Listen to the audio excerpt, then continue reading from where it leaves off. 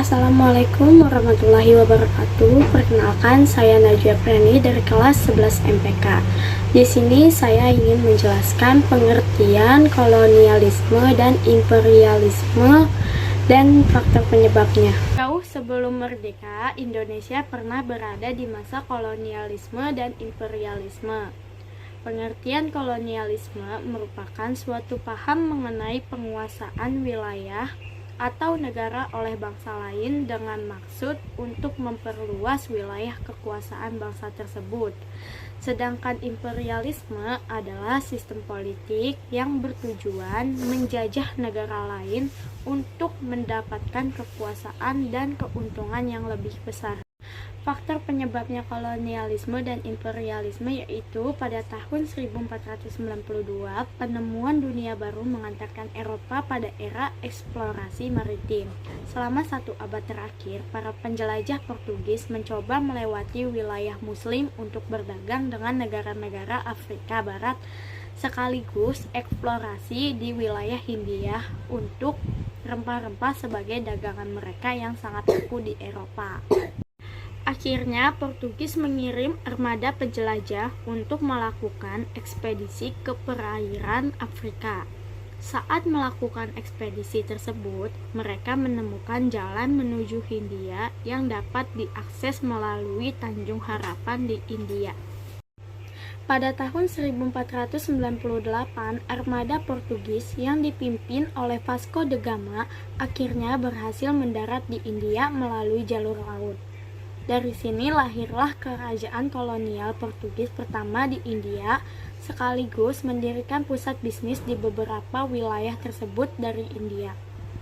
Kolonial Portugis melebarkan kekuasaan mereka ke wilayah Asia Tenggara, diawali dengan merebut daratan Malaka, dilanjutkan ke wilayah Nusantara yang saat itu terkenal dengan sebutan Pulau Rempah-Rempah, seperti Pulau Solor, Ternate, Ambon, Timur Timur, dan Makassar.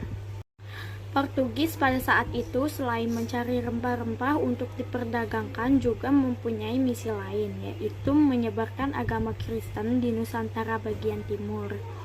Portugis saat itu dipandang berhasil menjelajahi wilayah Asia dan menguasai rempah-rempah yang menjadi barang dambaan bangsa Eropa di Spanyol, yang saat itu juga sedang menjelajah di wilayah Oseania, tertarik ke wilayah Asia Tenggara. Penjelajah Spanyol yang dipimpin oleh Ferdinand Magellan Brazil mendarat dan mendudukan wilayah Filipina. Orang-orang Spanyol tersebut mulai meluaskan area jajahan di wilayah Tidore yang memicu konflik dengan wilayah kekuasaan Portugis di Ternate, dan berlangsung kurang lebih sekitar 1 dekade.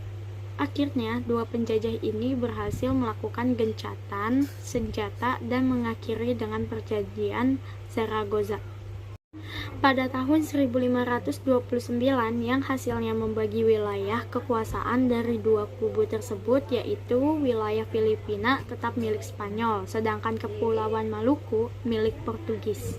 Pada tahun 1580 terbentuknya Serikat Liberia di Eropa yang menyebabkan Portugis kehilangan dominasi. Munculnya kekuatan Inggris, Prancis, dan Belanda yang juga mulai melakukan kolonialisasi.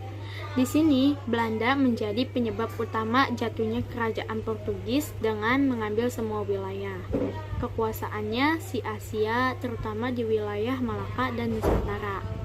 Akhirnya, Belanda mengirim pasukan VOC ke wilayah Nusantara dan berhasil mendarat di Sunda Kelapa, yang akhirnya diganti nama menjadi Batavia. Dari sini, pasukan VOC berhasil memperluas kekuasaan dengan mengusir para kolonialis Portugis yang sebelumnya berkuasa sampai hampir seluruh wilayah Asia Tenggara. Pada abad ke-17, Prancis dan Inggris juga mulai melakukan penjajahan wilayah Asia. Prancis mendarat ke India, sedangkan Inggris mendarat di wilayah Sumatera dan India. Dari sini, Inggris baru melakukan kontrol untuk menguasai wilayah lain di Asia dan merebut wilayah Malaysia, Bengal, dan Sri Lanka dari kolonial Belanda.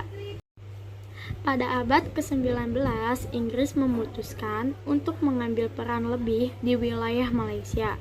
dengan mendorong kudeta terhadap kolonial Belanda dan mendirikan koloni di wilayah Singapura setelah terjadi ketegangan Inggris dan Belanda. Akhirnya, melakukan negosiasi, Belanda menyerahkan wilayah Malaysia dan beberapa wilayah di India kepada Inggris.